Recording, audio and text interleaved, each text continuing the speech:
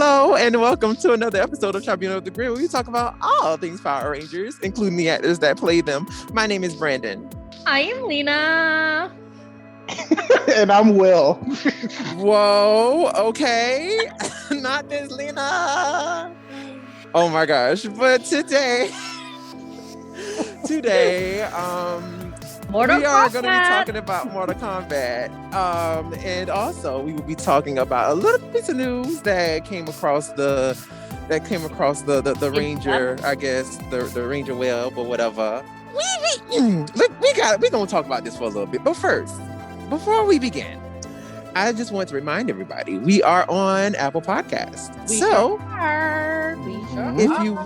If you are listening to us there, please, it would totally be worth it to just go ahead and give us 5 stars. It will help us as a podcast. It will help us as a group, and also help us to, be on the forefront for where, if you know what I'm saying, if you listening to us there, and it also help other people to notice us as well. So please, if you're listening on Apple Podcasts, please rate us 5 stars. Also, if you're listening to us anywhere else, please like, comment, subscribe, tell a friend about us, so that we can continue to grow and thrive in these interwebs. Okay, thrive on Al Gore's internet. Okay, that's what we want. Right. Right. Please do that. We would truly appreciate it. We really will. So, you know what I'm saying? So, y'all, I'm minding my business, because I always mind my business, right? Brennan. Okay.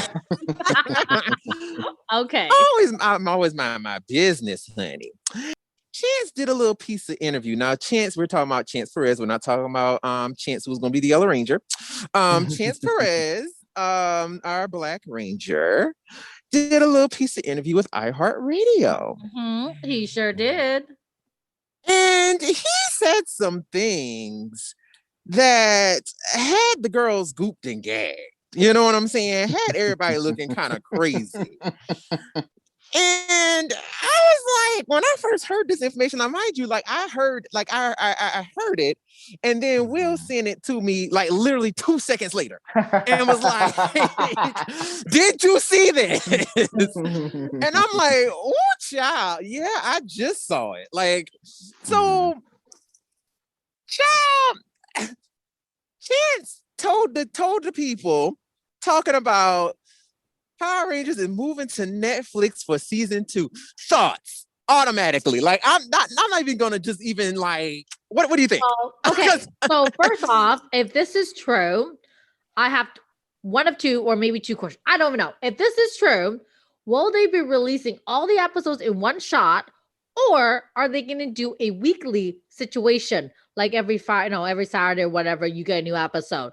And the other thing is that if it does move to Netflix, does that mean it's no longer going to be on Nickelodeon? Or does that mean it's still going to remain on Nickelodeon just as well as Netflix? So every time Nickelodeon releases it, they'll release it on a Sunday or whatever. So those are my questions that I have. And the other thing is that, because obviously this has not been confirmed by Hasbro or anyone that is in the official Power Ranger decision-making committee or whatever it is. Right.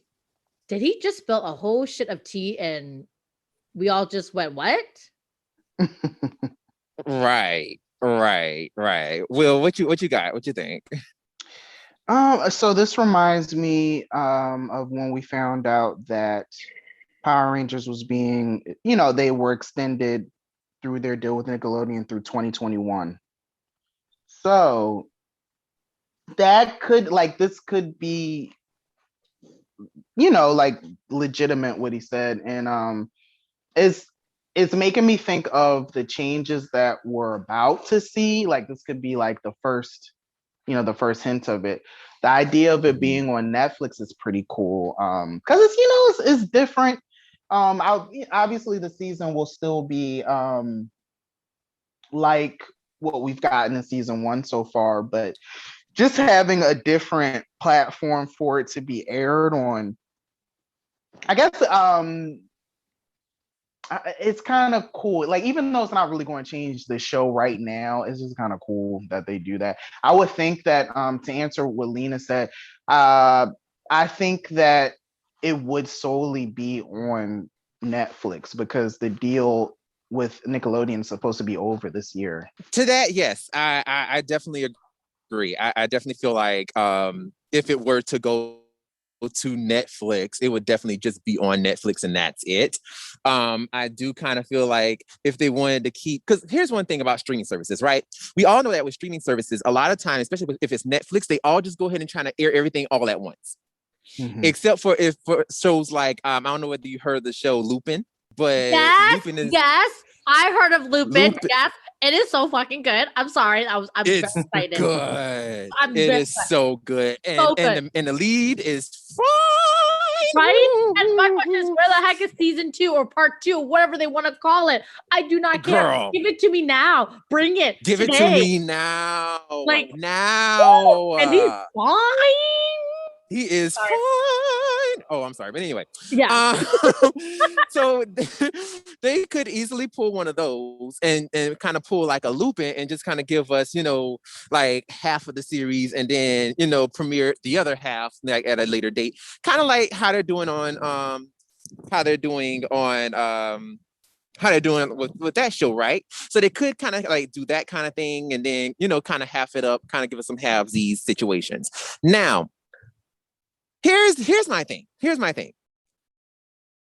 is why I don't necessarily believe that it's true.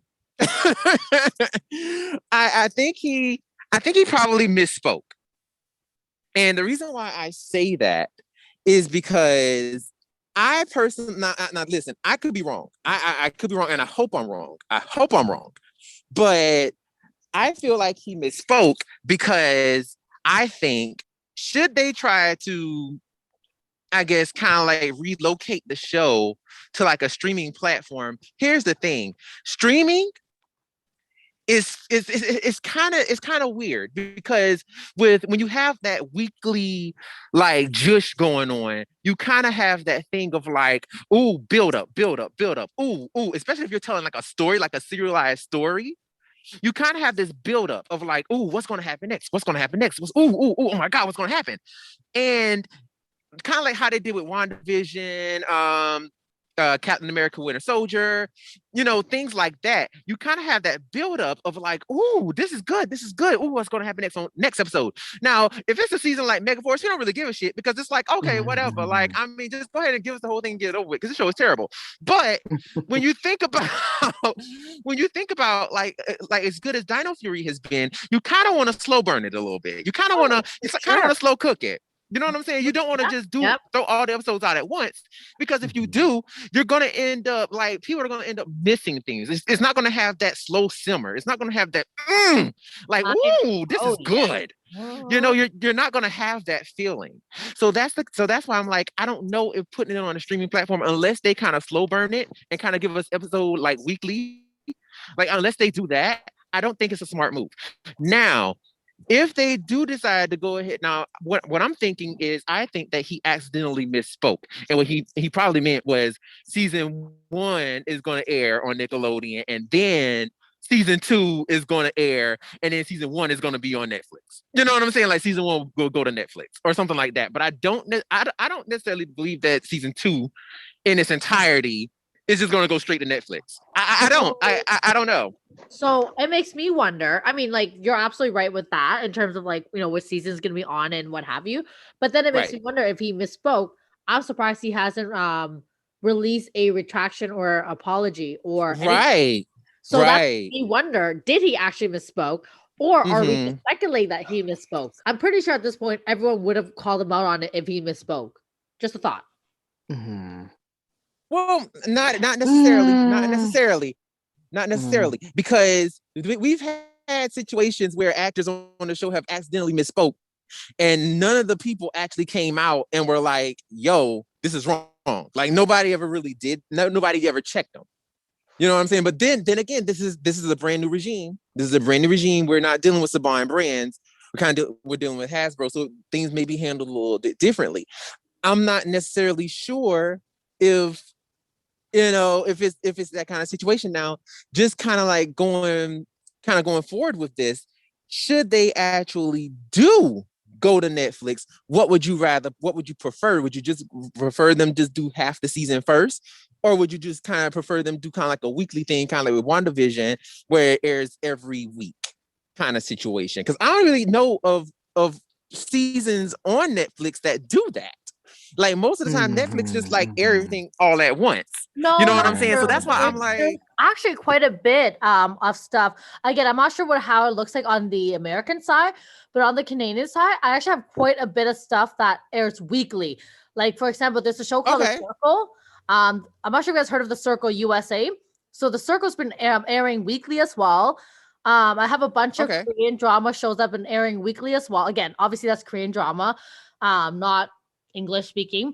But I noticed there's quite a bit of stuff. I think another show I was watching does it too, but I wouldn't be surprised if they do. I actually would prefer the WandaVision style. And you know what would be really cool? If they really did, if they did decide to do this and air this on Netflix, it would be cool if they add additional clips like how Marvel does at the very end to keep us even more enticed.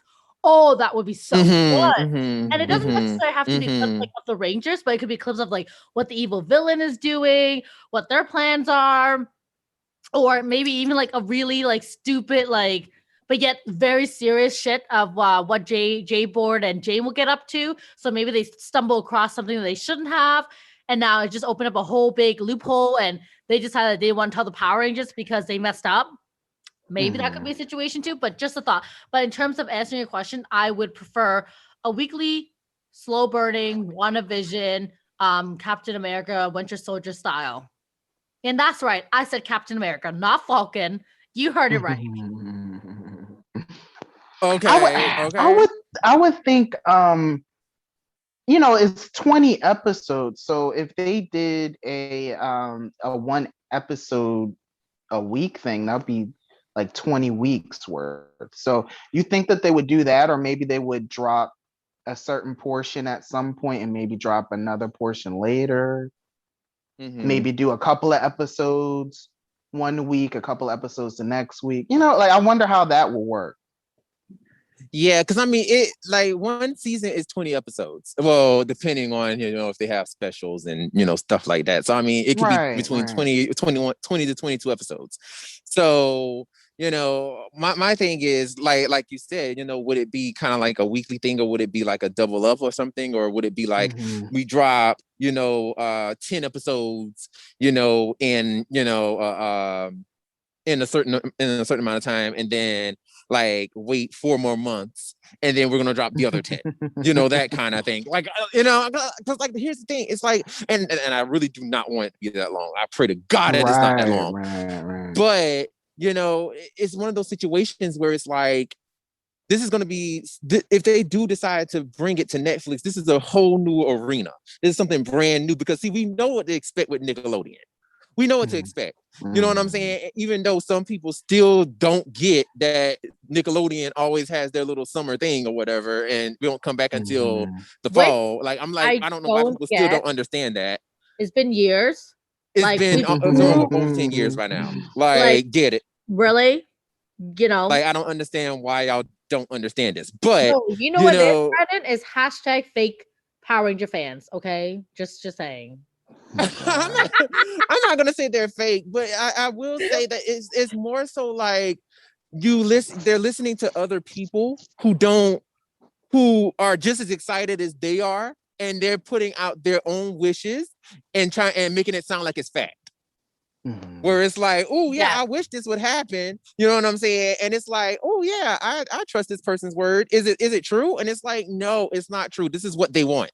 This is not something that is actually going to happen. But you know what I'm saying? But we have Google though. Google exists in our realm. And for the simple fact that when most of the time when someone says it's a mid-season finale, normally they don't come back the following week. Like that's not how that works. You know what I'm saying? Like I'm just kind of like, I don't know what goes through people's head when they hear mid-season finale. It's like, okay, mid-season finale, that doesn't mean we're coming back next week. Normally there's some time in between that.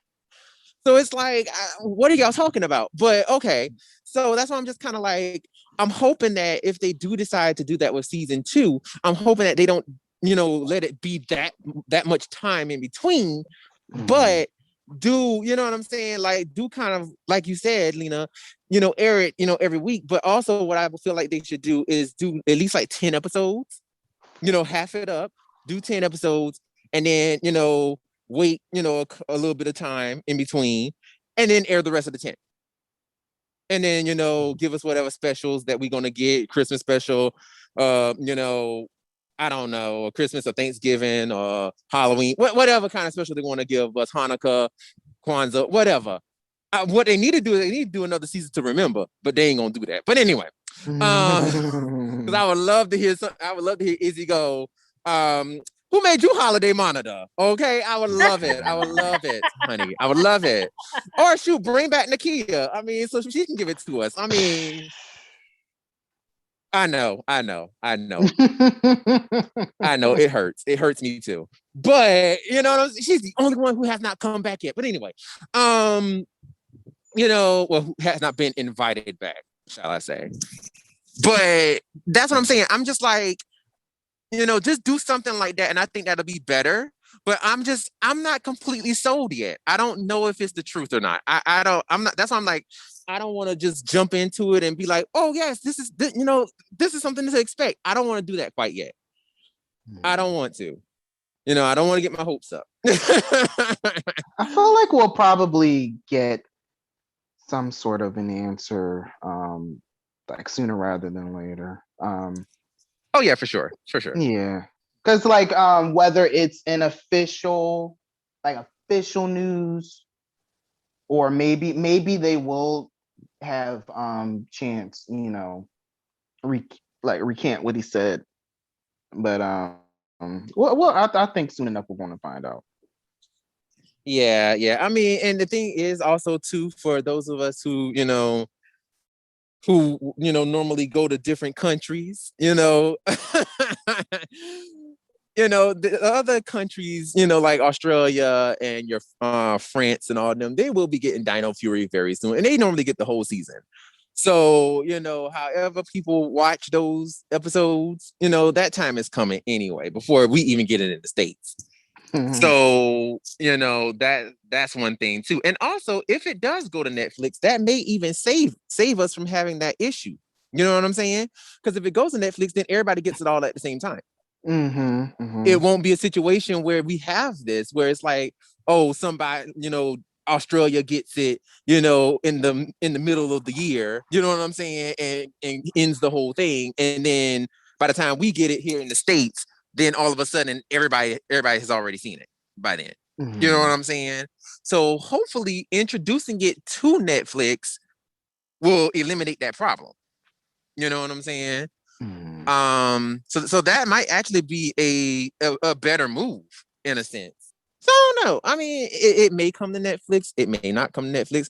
If you listeners, if you what do you think? Do you think it's going to go to Netflix? Do you not think it's going to go to Netflix? Let us know. On to the greater news, on to the greater chat of the night. I'm ready. Yeah, I mean, I'm not gonna say it's the greater one, but we can go ahead and move on to that. I mean, so what? You know why it's great. You know why you know why. Lewis 10. This will be a juicy conversation for sure. Right. Oh my God. Shall we say it'll be a juicy conversation? Okay. So we're gonna go ahead and we're gonna move on to Mortal Kombat. Lena, what you gonna say, girl? Oh my God. So my ass can't get it in Canada.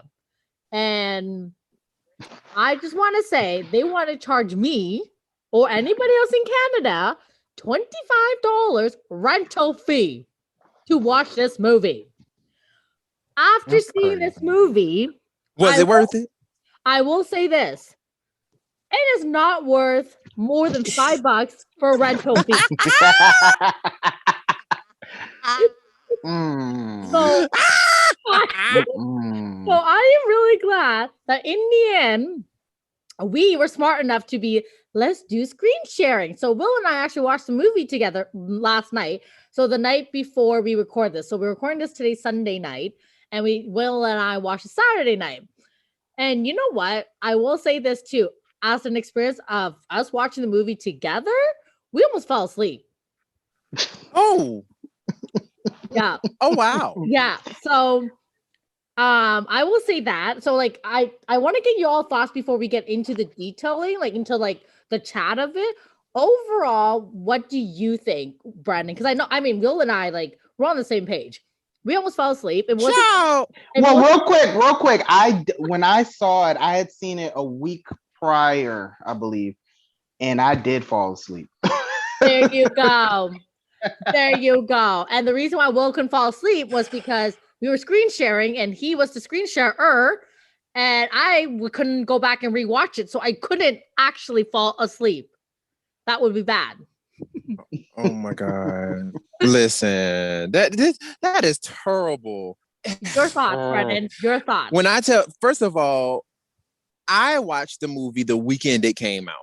And I was so hyped because, first of all, I am a huge Mortal Kombat fan. Like, when I say a huge Mortal Kombat fan, I am a huge Mortal Kombat fan. I had Mortal Kombat and Annihilation on VHS. Granted, I hated Annihilation, but I had it.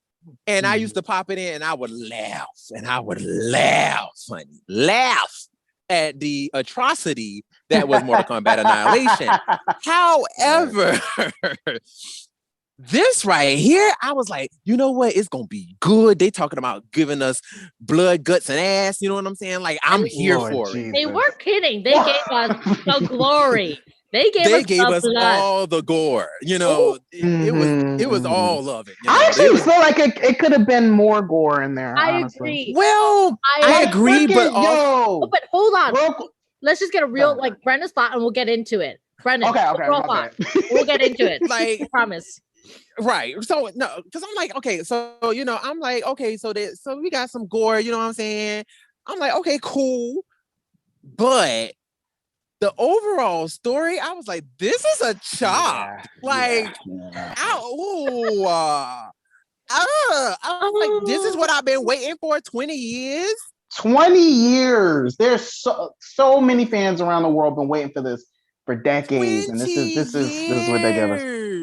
And this is what you do. Is this who we are?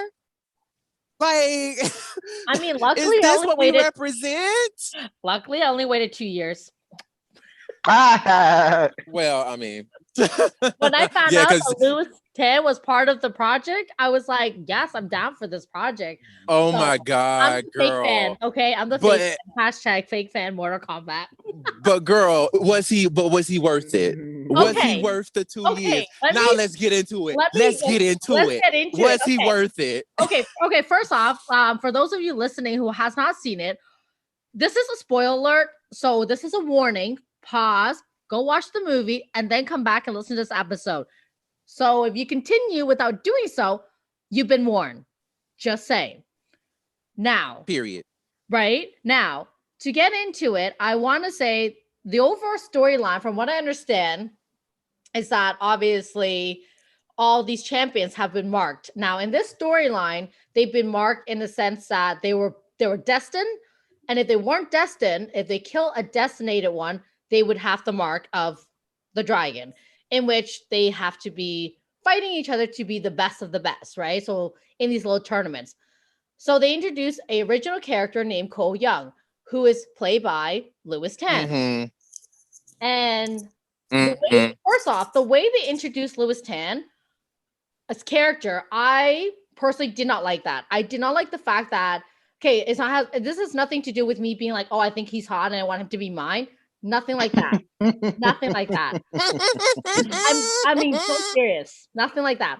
So the fact that they introduced him as a father and a husband, first off, that was not a good look for him, because it just portrayed him to be a further like, oh, look at this like gorgeous ass guy with a perfect wife with a gorgeous daughter, and first off, where are you making your money? And why are you fighting for $200 a night?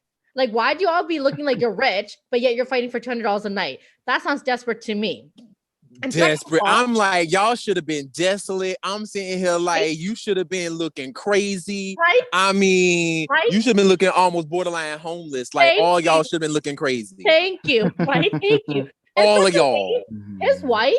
Now, I'm not sure if this is the direction of the actor. I don't really know the actress myself, so I don't know what her work looks like or what she's like as an example, but she needs emotion and acting practice. Like, she was emotionless. Yeah. She was just there. Like, I mean, she really, like, it wasn't even like listen, and I'm going to say this, and I'm sorry to I don't want to be offensive, but she, like the rest of the characters who were not Cole Young, were just there. Yeah. Period. Like like she, like, and the thing is, and that's why I feel like it's not. I feel like it's a mix of directorial moves and also just writing in general, because you have to give people things to do. Yes. That's the thing. You have to give them things to do. And then, like, and the thing is, it's like, then okay, you put it on the actor to bring the script to life. Okay, if you're doing that, if you're making the actor putting this in the actor's hand and saying, okay, bring this script to life. First of all, there has to be some sort of beat in the script that is going to give that actor, if they're a good one, a chance to actually be. Exactly. And I feel like in this movie, even some of the ones who actually had things, well, allegedly had things to do, because I mean, honestly, I really don't even feel like a lot of them had things to do. Like, it's like they couldn't even do nothing with it. So it's like, I don't know what the hell this was, to be honest with you. Right.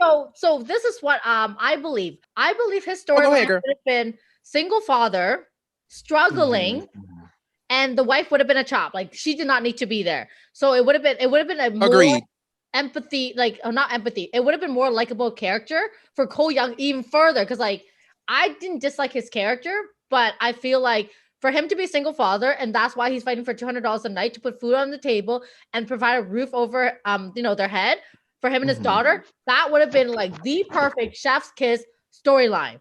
Typical. But you know what? Everyone loves a single father. That would have been. Well, no, I kind of want to touch on that a little bit too, because basically, what they wanted to try to do is they want to try to make this whole little, like, I guess, connection to him with Scorpion being his ancestor, which I'm like, okay, that's great. That's great. We love that. Wonderful. But the gag is Sub-Zero. But how did that? Here's the thing. But what did that have to do with his wife, though? But here's the thing. And I feel like they wanted to try to make this whole connection thing happen, and they dropped the ball. They did not want to go further with it, and that's what hurt it. That's what hurt Cole Young for me. Because here's the thing, right? So at the beginning of the movie, which was gorgeous, if they would have kept that same energy at the beginning of the movie and kept it for the whole entire movie, Mortal Kombat would have been a bomb-ass movie. Because when I tell you that first scene with Scorpion and Sub-Zero, and just the beauty of just how like his wife and child was dead in that ice, and that one piece of hair strand was out. Wow, you just know. Oh my God, it was gorgeous, even though it was sad as fuck, but it was gorgeous to look at. And my thing is, I'm like, if they would have kept this energy during the whole movie, this movie would have been amazing. However, here's the thing. Here's the problem. They wanted to try to make Sub-Zero do the same thing storyline wise that Cole Young what he did to Scorpion. But the gag is, we've already determined that Sub-Zero is a cold-blooded murderer. Pun. But we've already determined that he's a cold-blooded murderer. Now, why the hell would he partially freeze Cole Young's family, almost to leave them barely alive, but he kills Scorpion's family? That doesn't make sense. Right. If we know that he's a cold-blooded murderer, Cole's family should have been dead. Point blank, period.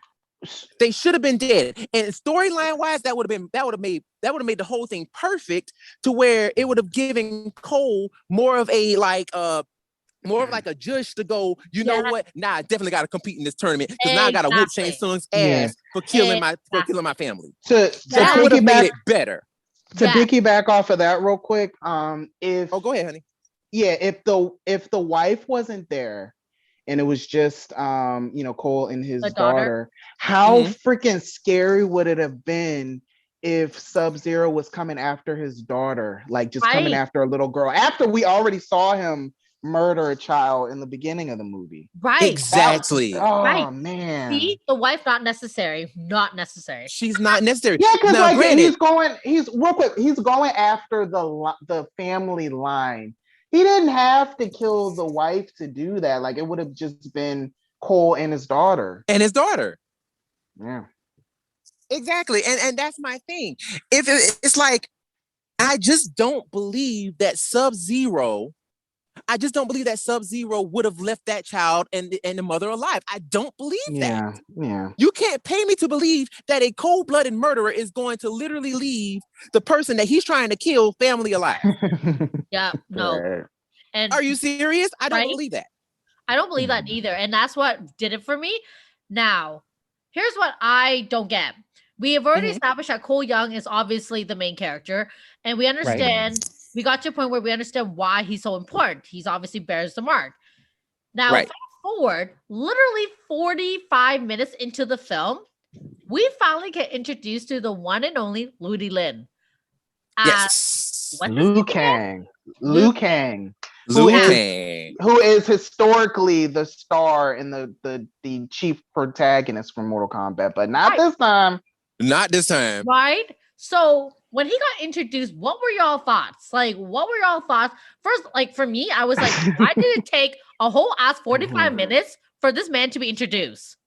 For me, I went into it purposely not really looking at the trailers because I wanted to be, surprised at things that I saw.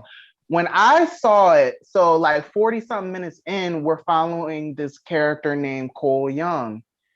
Then we see Ludi come as Liu Kang, and then it already dawned on me like, oh, we're following this dude a lot, so I guess he's the main character. And then when Ludi comes in, that was like the confirmation, like, okay, so all right, so he's really not going to be like a main character at all. Right? So it. And here's my thing. Here's my thing, right?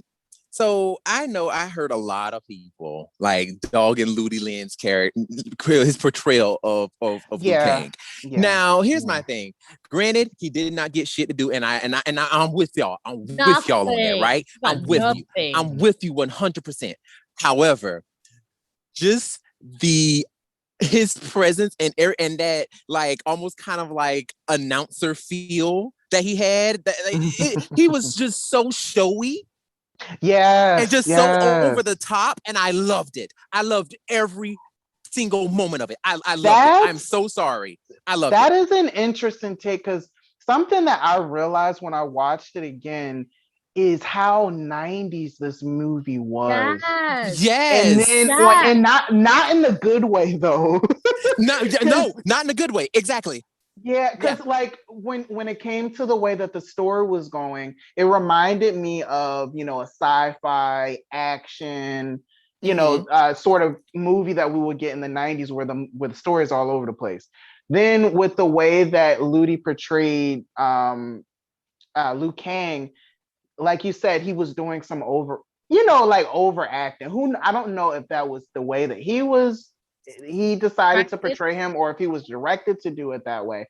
But it just felt weird, because like some of the other tone of the movie, I don't think any other tone of the movie was like that. So it felt light. Like, this is a rated R film, and like his dialogue and the way that he portrayed it made it seem like he was supposed to be in like a kid's movie. Okay, first off, when he appeared, did you guys not get Black Mirror Striking Vapor episode 5? I was ready for him to rip off his clothes. I was like, oh my God. Is this? I'm not going to lie to you. When he flexed and you seen all his, I was like, oh, I'm not even going to lie to you. Like, I had to close my legs, because I was like, oh my God. Oh, Ludi, hold on, sir. What are you doing? Lean. He was so lean. He has no body fat. like none. I'm like, oh. I mean, like, oh God, like I was like, Ludi, right? And then when he came Ludi, up to, honey, right? And when he came up to all of them, like touching them and being like, "You guys have found the way. Follow me. We need to train." I was like, "Oh, I'll follow you anywhere." okay. I was like, oh, but here's my thing though. And just to piggyback off of what you were saying about the tone of the movie, Will, I don't know how much COVID restraints had to do with this, but what I do know, and I'm gonna be 110% honest with y'all, I do feel like this movie, the first half with Scorpion and Sub-Zero, is its own separate movie. Time that happened, the tone of the movie entirely shifts. So it literally feels like the first half was like this gritty, just ready to just dig all in your face movie, and the second half it literally turned into 1995 Mortal Kombat. That's literally what it felt like. Which was so much better. Which was so much better, unfortunately, because like I do kind of, at least the Mortal Kombat, the first one, not Annihilation, but the first one, at least that one had a storyline that tracked. Yes, Granted, it was not a good one, but it tracked. You understood what was going on and everything. Now I want to get y'all opinions on this one. Now, what did y'all feel about how the whole storyline of how people were getting their powers? That whole Akana situation, because this is where I want to get to with the whole Cole Young thing. I want to get to this. But what do y'all think about it? I appreciated the fact that they at least explained this change in story. I appreciate the fact that they explained it. They tried. Pause for a second. Did this not remind you of literally 2017 Power Rangers movie when they got their power and they're like, let's go to the pit and train so we can get your powers? There were a couple of moments that reminded me of it. There was even, I don't know if you remember this, you probably do. There was a moment when they were coming, the main characters, the main protagonists, they were walking like, I guess towards like, they were trying to find Radiant's Temple. Yes, and then the music, it sounded just like the score from Power Rangers. Yeah, for like 2 seconds. Yeah, that's what And I was like, it actually sounds like literally almost every single DC, CW DC shows. You know, like Flash. I can see that too. You know, like I can see that. Supergirl, whatever. But I did hear the obviously the Power Rangers first, but then then we replayed it, and I was like, oh my god, this is like 2017 movie all over again. Do it again, Will. How'd it go? Oh my god, yo, real quick. This is some BS because this might get a sequel, and our Power Rangers movie ain't going to get a sequel. That's some bullshit. I mean, it did well in the box office. I know it did well. I mean, you know what? Let's be honest here. It was between freaking Ludi Lin and you know, Louis Tan and all the other hot guys that ended up showing up and ripping off their clothes. Like, and the fact that it was Mortal Kombat. And people been waiting for this for years. Yeah. I mean, this is true now, but now here's the thing. Now, I'm not gonna lie to you. Like, now I know, Lena, I know how much you love yourself some Louis Tan, girl. I know you do. I know you do, sis. I know. And don't get me wrong, I do too. I think Louis Tan is gorgeous, honey. I think he's gorgeous. He's so fun. But, girl, he was insufferable in this movie. I mean, it was just kind of like, okay, I know this movie is supposed to be around you. It's supposed to be, you know, all about you. But, sir, you're not bringing it. You're not giving me my thing. You know, you're not giving me what I need. And it's just like, okay, honey.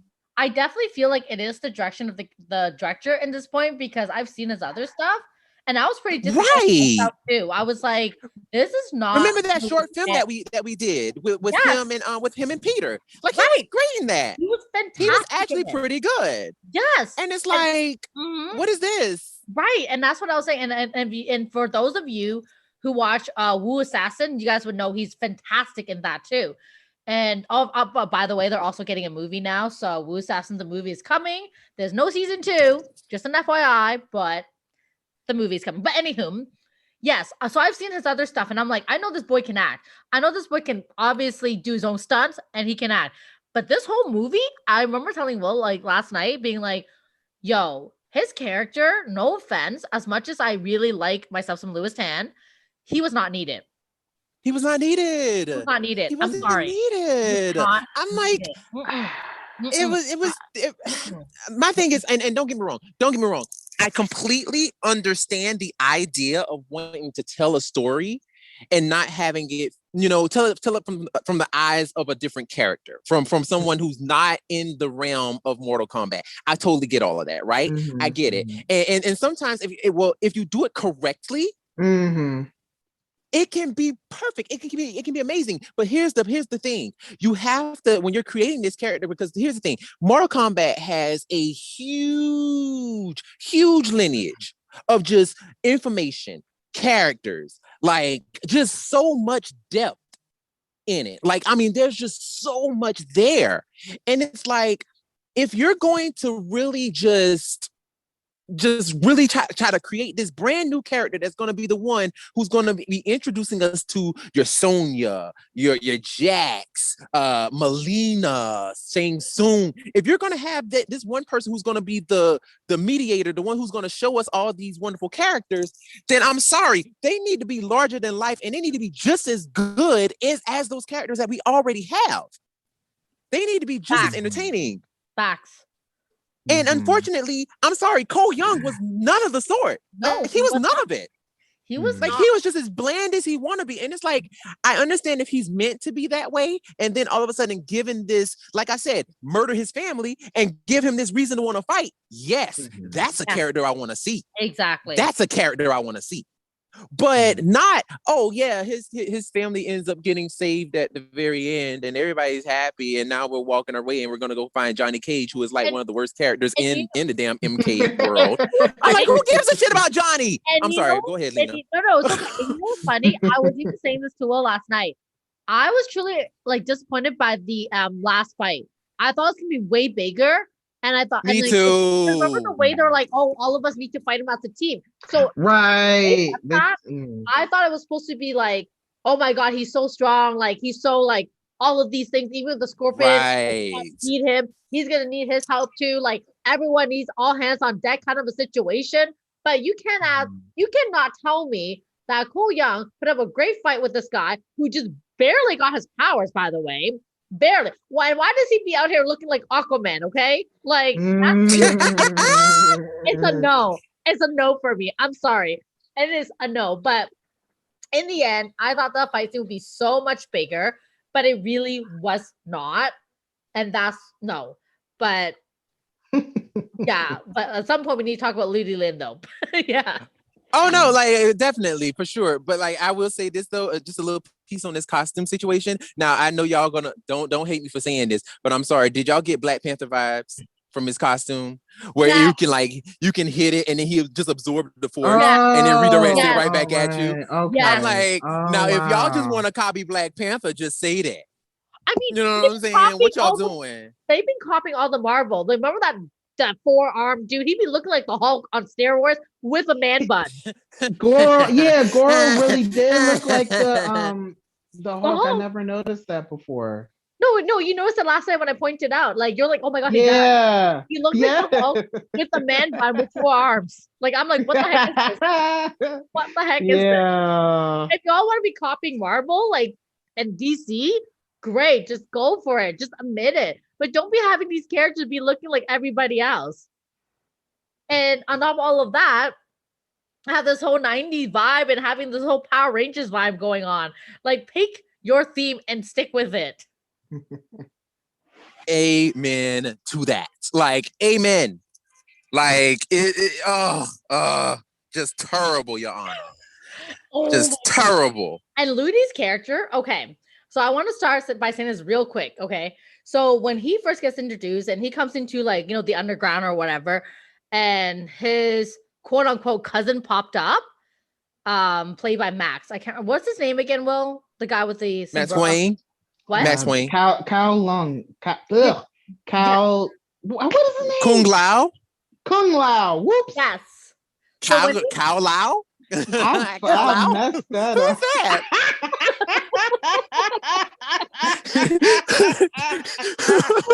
Who is that? My bad. See, What? Will told me it was that, I would have believed him. That's how much I pay attention to the character's name. It's like, who is this? I had to mute myself because I was dying. Oh my god. I'm sorry. I'm a casual Mortal Kombat fan, so some of these people, some of the names I wasn't so good with. I mean, I'm even more casual than Willis. I have no idea what their names are. I only know like the actor's name. So when Max pops up, whatever his character name is, he goes and says to Ludi, being like, oh, hello, my cousin. And I was all like, all right, cool. So I'm thinking they're really cousin in the storyline. Then as time goes on, Ludi's character is all like, I was an orphan. And I'm going, if you're an orphan, how y'all cousins? And then, and then what did it for Will and I was at the end when Max's character dies and his final delivery line was like, we were meant to die together. I was like, wait, are they low-key gay? I was saying, yo, that's his boyfriend. That's what I was saying. Will was saying that was his boyfriend this whole time. I'm like, Will, but he literally said, welcome back, my cousin. And I'm like, that then of course, when we watched further, he was like, oh, I was an orphan. So I'm like, wait, hold up. So y'all, I don't know if y'all are familiar, but are y'all familiar with the Cloverway version of Sailor Moon Super? So if you're not, so when Sailor Moon Super was in the United States, they dubbed it to have Uranus and Neptune as cousins. Right. And on the Japanese version, they're lesbians. So there's a lot of scenes in the show where they're flirting with each other and they're like, I got you, cousin. And he's like, okay, cousin, you can do this. And it's like, what? Like, we know those two are not cousins. We know they're lesbians. Stop it. Mm-hmm. So were they giving us, Uranus and Neptune vibes? Like, I'm not gonna lie. You could say that. I feel like they were, because Will was really convinced that was his boyfriend at the end. And I was like, no, Will, I'm pretty sure he said, welcome back, my cousin, in Mandarin. Not that I speak Mandarin, you guys. There was a caption and it said, welcome back, my cousin, or something along those lines. And then, of course, then he was all like, oh, we were meant to die together because of X, Y, and Z. I mean, whatever they came back with. But they were really cozy with each other. And I really didn't really like how Ludi's direction of delivery of his character, because like you couldn't tell what he was really there for. And he was just sort of there. He really wasn't doing anything. Yeah. He didn't really like, I felt like personally, and this is no tea, no shade to Lily Lin and his acting and him being on the movie. I love the fact that he was on the movie. But that character could have been taken away completely and had Max's character deliver all those other lines or somebody else. Mm-hmm. Well, here's the thing, and I agree with you, but I also kind of feel like the reason why Max's character was there was definitely for plot convenience, because they wanted to kill Kung Lao off. They wanted to kill Kung Lao, so they were like, and they know that, storyline wise, if like with Mortal Kombat lore, we all know, well, you don't know, but I mean, people who love Mortal Kombat knows that Liu Kang and Kung Lao are actual cousins. Like they are related. They were brothers in the original one, right?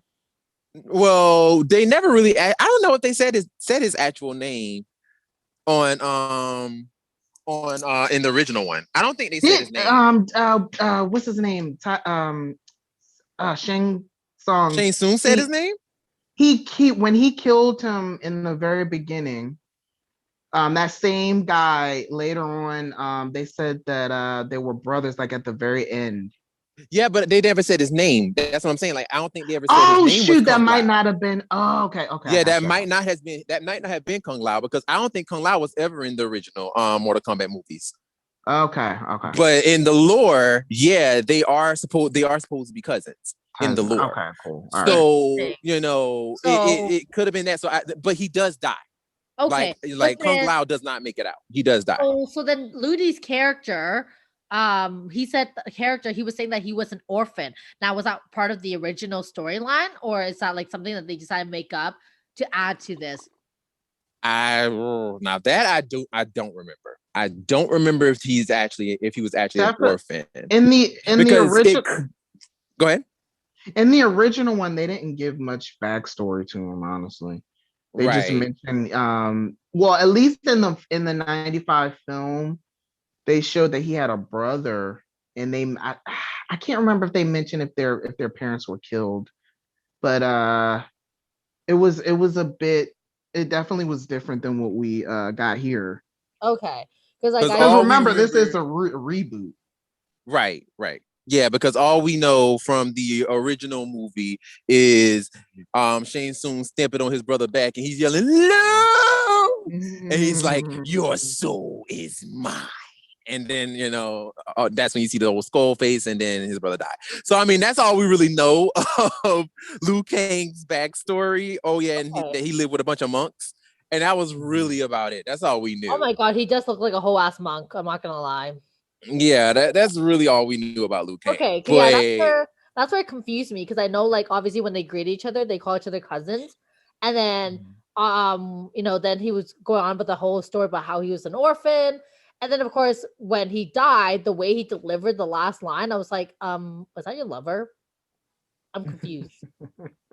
I mean, it could have been this whole, because like I do know that, when it comes to different Asian cultures and things of that nature, they have a different understanding of relationship than we do in Western civilization. So when he's like, "Oh, we should have died together" or whatever, that could have been just a pact. Now, it does sound very homoerotic. Very much so. However, I mean, like, it could have been like we're warriors. You know what I'm saying? Like we're warriors, and and that's exactly what I chalk it up to. But I think, but no, it's a lot more entertaining to make them gay. Absolutely, totally. And on top of all, and on top of all of that, like, I didn't even notice it until Will pointed out. He was like, "Yo, isn't me? That sounds so gay." I was like, "Wait, did it? I don't know." And then I thought, I was like, "Oh my God, you're right." Oh yeah, I mean, listen, like I like to make everything gay, even when it's not. Like, I mean, it's great. Like, just make them all gay, and it's wonderful. But after the death, though, I thought his reaction was gonna be way more vengeful, but it really wasn't. And I don't know, again, the direction of the director, or like that's again, we know it's not Ludi's acting, because we know he can act. So I don't know. So I was pretty surprised there, because I expected him to be much more angry about it and much more revengeful, and just overall, like, more passion, more anger, more everything. And he didn't give me that vibe, and I was like, oh, okay. And even with like Louis Tan's character, when he found out his wife and kid got kidnapped, I expected so much more from his character as well too. And I know for a fact that that's not like Louis, because I know he can act. So I was really shocked that, again, they're very emotionless, and that's an interesting take with the direction of it. They all seem very emotionless. Like, oh yeah, for sure. Being kidnapped, you just your cousin was just killed. Like, that's all you're giving. Right. I agree 100%. I mean, it's like with Ludi Lin's character, it's tough, because like I said, I actually enjoyed his portrayal. Like, I actually did. I enjoyed it. Now, is it on the same level as 1995 Liu Kang? No. Woo! It's not on that level. It's not on that level. But for what they were trying to give us, I did. I enjoyed it. I really did enjoy it. And it was one of those situations where I'm like, you know what? Like, I guess for me, I just wanted more. I wanted him to do more. Because it's like the character, it's because, like, the thing is, the lore itself, the characters, they are so rich. They're so rich. And it's like, we've been waiting 20 years, almost 20 years for this. It's like, give us what we want. We want to see, like, it's not just about, the gore. You know what I'm saying? And even though, yes, it is about that. I mean, most certainly, but it's not just about that, because the story itself, the Mortal Kombat story itself, it's the lore is heavy.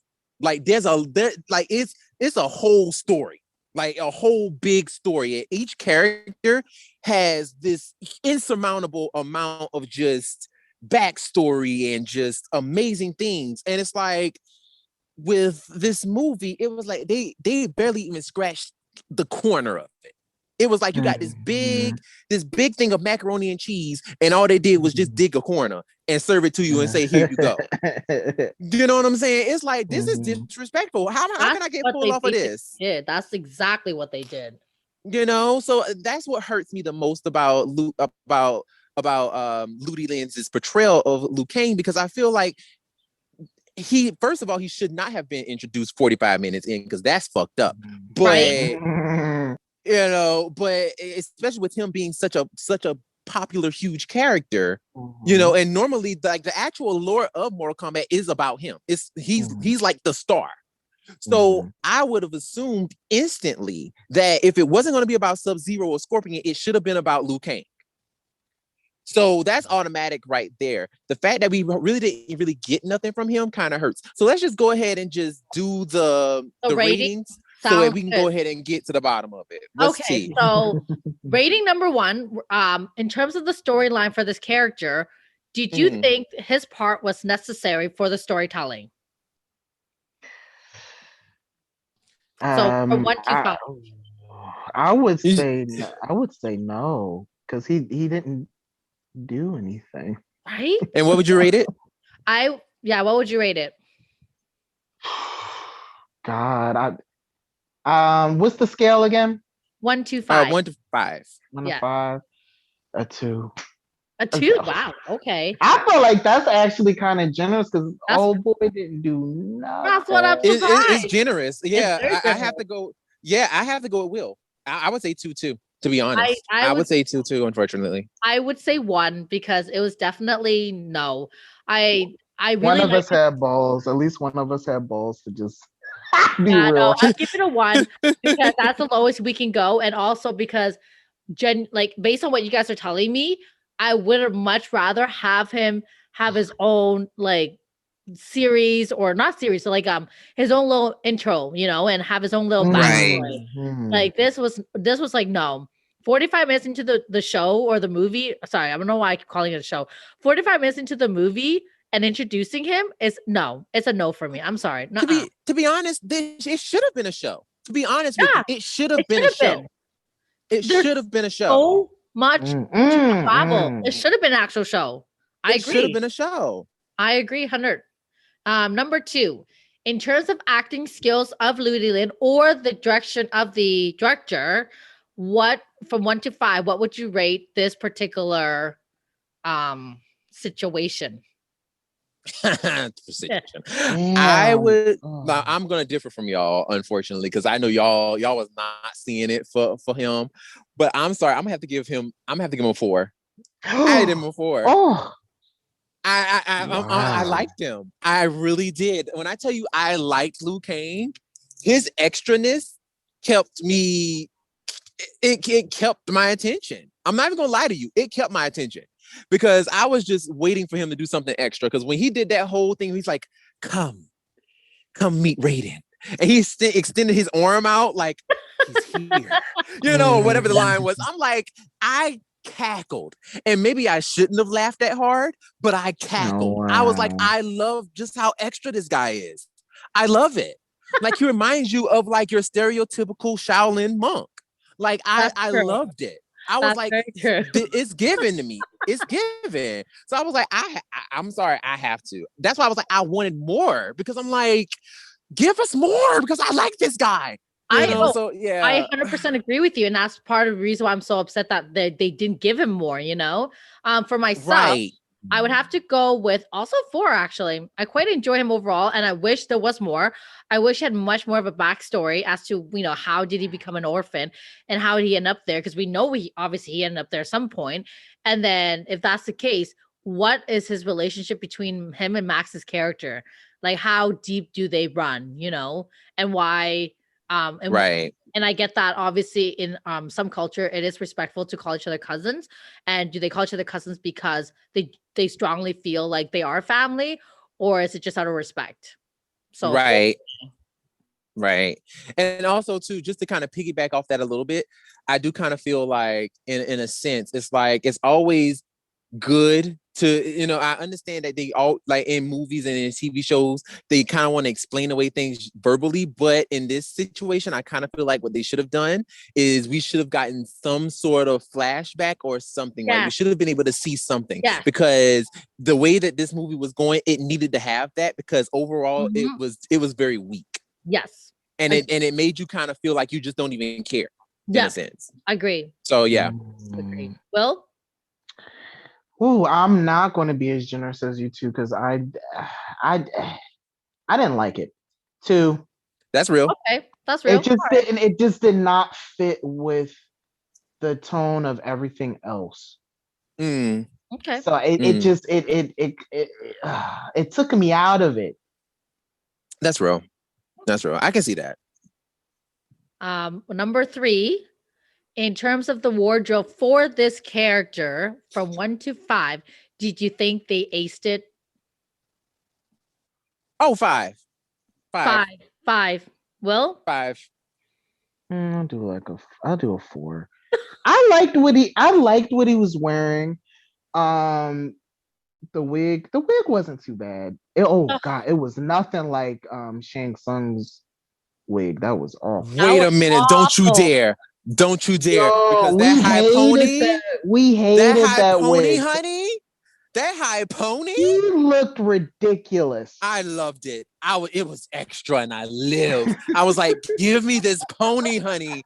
I want this hairstyle. I want it." Listen. If y'all see me bust out that Halloween. Listen, I'm telling you, I'll roll up the Power Morphicon with that ponytail. Do not play with me. I will roll up the Power Morphicon with that whole wig. Do not play with me. Do not play with me. It is everything. Do not. Well, you know what? Liu Kang's look. It kind of went along with how Ludi was portraying him too. It kind of went along with that. Yeah. But I like the way he looked more than I like the way he portrayed the character, honestly. Well, that's good. At least I love Ludi Lim, by the way. I think he's talented. I just think that this was a really weird film. So true. Agreed. Number 4, likability of this character. So what I mean by that is, in terms of him as a character, did you think he, given you that relatable, likable, attractable factor from 1 to 5? Well, I'm gonna go with a 4, and a big reason of this is just because I really just wanted more for him, and I actually it's more of sympathy, because it was so sad that he was given so little to work with. So it's like, damn, I really wanted more for you. I didn't hate him by any means, but damn, it's just, he deserved better. He deserved more.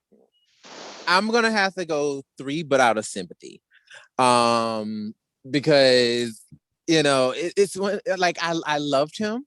Like no, I'm lying. 4. I'm gonna go to 4, but out of sympathy.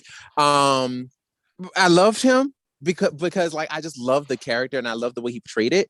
But just going back to what we were saying, it's like I wanted more. And I wanted, the character, because the character just had so much going for him. And it's like, this is what we got, and it's just like I said, going back to that analogy with the whole pan of macaroni and cheese and only giving us a corner. It's like, come on now. We could have had a lot better than this. And, this is what we get, now granted that fatality was bomb, like the way that dragon came out and ate Cabal and set him on fire. That was amazing, but it's just like, but it's like, that's not enough. You know what I'm saying? It's like, we kind of want Liu Kang too. Right. And also that reminds me, like, why wasn't that more presented? like him being able to manipulate the fire to do whatever he wanted. Why was that not used more, And it's a shame that they didn't, because there could have been so many battles that they could have easily just went, fatality, done. Let's move on now. It's Right. probably right. it's probably on the cutting room floor. Probably. So for me, it would also be a 4 for likability. Last but not least, overall experience with Looney Lin and his character in this film. Well, from 1 to 5, how would you rate it? Overall, I would say 3. Overall. A 3 for me. Will? 3. Okay. That doesn't sound like that. Sounds like that's probably like a 2.7. Really, yeah. It's like barely a 3, but it's like I forced that. It was man, it was so disappointing. I was so excited for him. Yeah. They let me down. They really. I mean, overall, like leaving Cole Young's character, like they let us down with that too. I think it was kind of sad when they kind of let us down right from the beginning with that character, because that character could have also been so much more as well, given the fact that he was the lead of this whole entire series. So, with that being said, like I think overall, like going back to what you're saying, Brennan, like the beginning scene, the opening scene, whoo, that was magical. I felt everything in that opening scene. And then they went and were like, this is Cole Young. Okay, who cares now? Let's move on. And then everything just felt like, let's move on. That was the vibe I was getting from it. So, very disappointing. And that's the thing. It's like, and that's why I'm like, I don't know if COVID restrictions had anything to do with it or anything like that. But it to me, it felt like 2 different movies. Like it literally felt like 2 different movies. It felt like we went from going from like a really dark, like Mortal Kombat, like, this is what we getting, to now all of a sudden watching a movie presented by the MCU. You know what I'm saying? It was the tone of it was very light. It was like we went from Mortal Kombat to Guardians of the Galaxy. I'm like, this is not what I want for Mortal Kombat. You know what I'm saying? Like, I mean, we got Jax delivering one-liners. I'm like, why are we doing? What is happening? You got freaking not Cabal, Kano sitting here like presenting racist ass jokes. I'm like, what is happening right now? This is a lot. You know what I'm saying? Like, this is not the movie that I thought that I was going to be like, oh yeah, this is Mortal Kombat. Like, no, like, not just racist and sexist jokes too. Right. I mean, and granted, don't get me wrong, Kano is that character. But the thing is, we labored on it way too long, because Kano was not supposed to be like, Kano was not a focused character. Like, he is literally he's just literally there, honestly. And even in the game, he has a backstory, but really his main thing, his main dealing is with Sonya. That's his main thing. So it's like, okay, if we're using him to kind of like weave Sonya into the situation, that's all well and good. I understand that, but get his ass out of here, because he's not really that important. He is not Fab like that. You know what I'm saying? Like, he's not that girl. You know what I'm saying? To have a movie that keeps him in for over an hour. Like, he's not that girl. He's not that serious. Way too long. Like, they kept him in for way too long. They kept him way too long. I'm like, kill him and get this over with. Get him out if they would have did that, maybe they could have given more time to Looney Lin's character. Right? Exactly. He deserved that time, not some Kano character that keeps making sexist and racist joke when this is 2021. I'm surprised he hasn't been canceled yet. I really felt like that fight, she should have like done a lot worse than just stab him in the eye. Stab him in the eye and then drag the gnome down his face and then open his face up and just did a whole bunch of yes, I'm here for that. Yes. That's Mortal Kombat though. Yeah. Is that not Mortal Kombat? I think what killed me the most was like Lewis' character was like, I'm gonna send you to Kano because I know you can handle him. And I was like, Yes, that's right, man. Recognize my skills. Recognize my skills. Question.